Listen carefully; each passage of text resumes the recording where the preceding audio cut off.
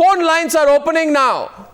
Phone lines are opening now. And as we open the phone lines, as I wait for the first caller, not the first politician on the phone, I want to present the Right Honorable Gaurav Bhatia with a few not so right statistics about his own party.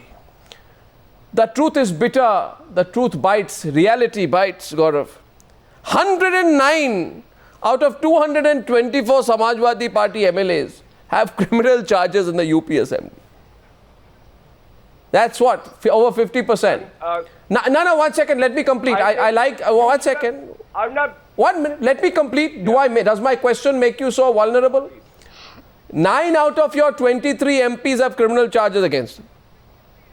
So you are the most vulnerable now that this bill is withdrawn. Now, that's why your position is not surprising. Arnab, may I answer now? Yeah. Yeah.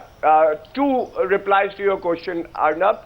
First is that the survey done by the association called ADR would show you that there were a number of criminals fielded by various parties, not just the Samajwadi Party. Answer for yourself. In relation to the Samajwadi Party. No, I am answering for the Samajwadi Party.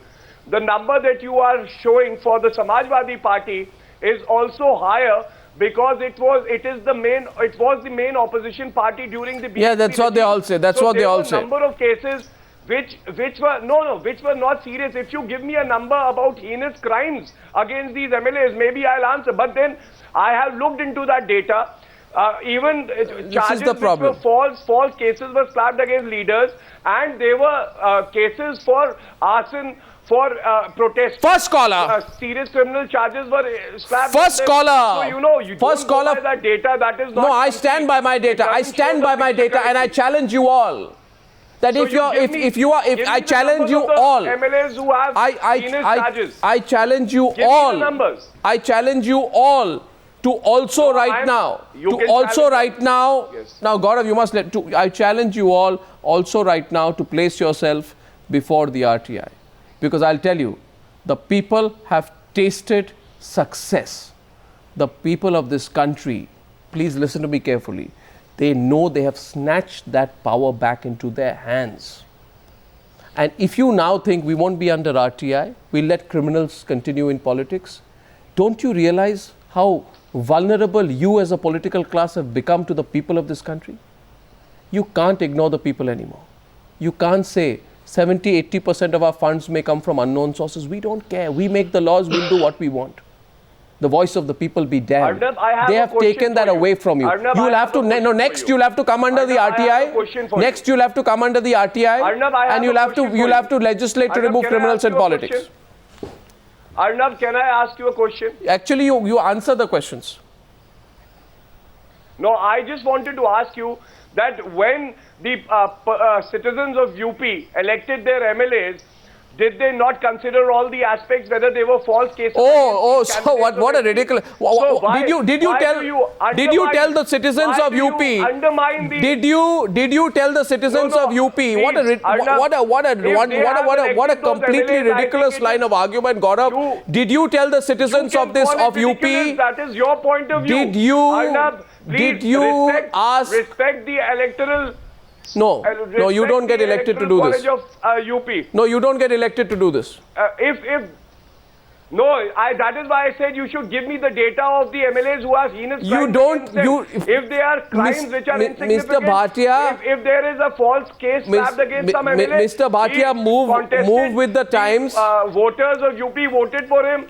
Mr. Bhatia, did Akhilesh? No, I'll speak when you finish. Once I am opening the first caller, and Mr. Gaurav Bhatia, don't respond. I'm just countering what you're saying. Before I go to Rishi from New Delhi, our first caller, I can tell you our phone lines are jammed tonight. Let me take the calls. But one thing, Gaurav Bhatia, Akhilesh did not go to the people of UP saying, give me a vote so I can ensure that convicted politicians can continue to represent you. The people of UP did not vote on those lines, and I can bet it that if the people of UP were given that choice, they would reject the choice you're offering them tonight. Rishi from New Delhi, good evening. What would you like to say, Rishi? Rishi. Yeah. Yeah, hi, Arnav, can you hear me? I can hear you loud and clear. Thanks for calling.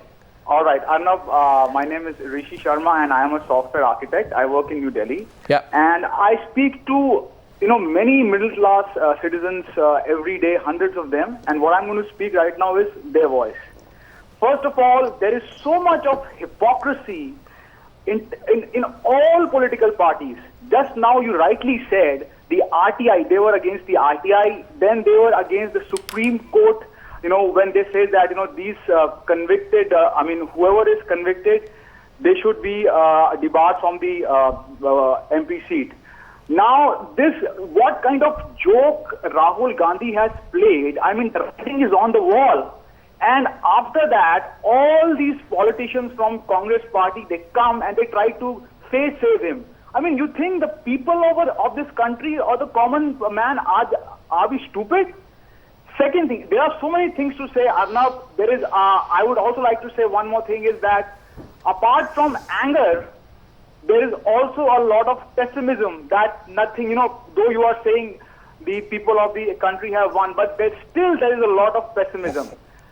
I tell you how. This crook Lalu Prasad Yadav, it took him 17 years to get convicted. 17. 17 is a long time. Well, sir. So how the common man thinks and how the common man can trust the system. Now I heard you saying the word morality.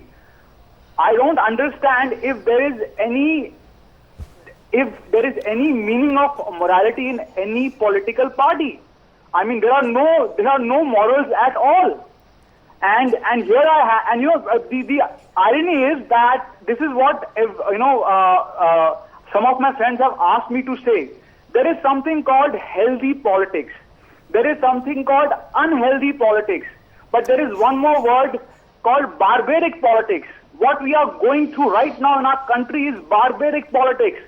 Every political party is trying to just go by the numbers, go by the vote politics, but the real core issue, nobody wants to touch. They want to face save their other politicians, they want to face save their leaders, and the core issues which the common man is really interested in is gone.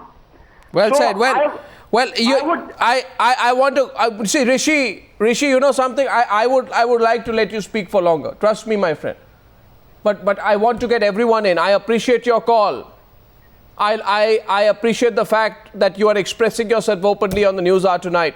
Rishi, we'll talk once again soon. Manisha Priyam, as a moment of change, we've talked about Lalu Prasad, and look at the way the viewers there are noticing this change. Lalu, Rashid Masood, withdrawal of bill, withdrawal of ordinance. How do you look at this in a summary way? The ordinance was such a fraud. This is a power of legislation given to the executive to be exercised in moments of extraordinary urgency. Had there been an ordinance to save the dengue or the chikungunya epidemic in the city, one would have understood.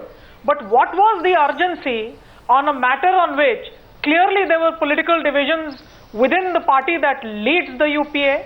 The Prime Minister was not in the country, and in a crisis situation, you leave the country dumped with an extraordinary, perverse legislative measure which this entire country does not want. And what was the content of that ordinance? The content of that ordinance takes you back to the pre-emergency era. It talks about the punishment that the court had given to Indira Gandhi in the Indira Gandhi versus Raj Narayan. It had said, while we hold you in punishment, you may continue as Prime Minister, but you will not be. You can sign on the register, but you cannot be availing of the privileges of the House. So the extraordinary punishment meted out under extraordinary circumstances was validated to be the law of the land. And this is how we would have been protecting our own lawmakers.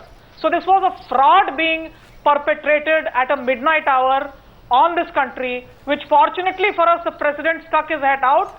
Whether it was by public pressure or by political parties going to him, we've been saved of a dark hour in our democracy.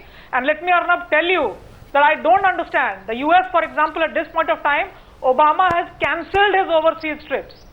2 of them at a moment of domestic political crisis. I can't see why the Prime Minister, if this was the status in our country, why he couldn't just come back to give us the assurance that the intention that he or his cabinet had was not to deny us of the notion of popular sovereignty.